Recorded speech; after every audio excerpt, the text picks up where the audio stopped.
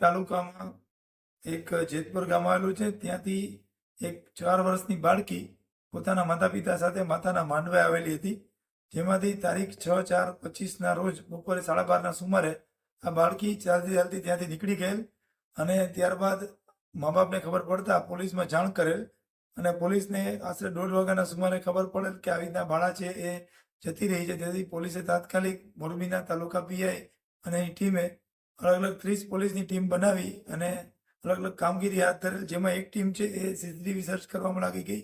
એની સાથે બીજી ટીમ છે એને સોશિયલ મીડિયાનો ઉપયોગ કરી અને અલગ અલગ વિસ્તારોમાં જાણ કરી કે આ રીતે બાળક ખોવાયેલ છે, કોઈને મળી આવે તાત્કાલિક જાણ કરવી. આ સર્ચ ઓપરેશન રાત્રિના મોડે સુધી ચાલ્યું પણ બાળકી મળી આવેલ ન હતી.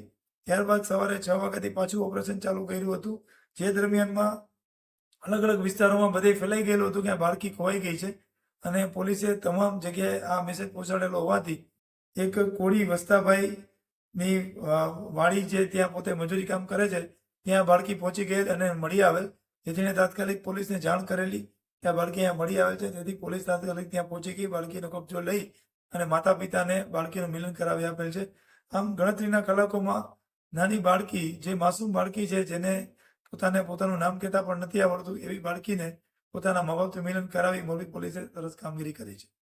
મુન્નાભાઈ દુદાભાઈ ભરવાડ જેતપુર હતો અને પ્રસંગમાં આવેલા હતા ને બપોર પછી નીકળી ગયેલ છે ભાગ લેવા જતી.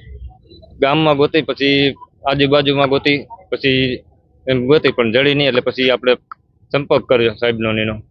પછી પોલીસ તરત દોડી આવી. તે પછી શોધખોળ સતત ચાલુ જ હતી.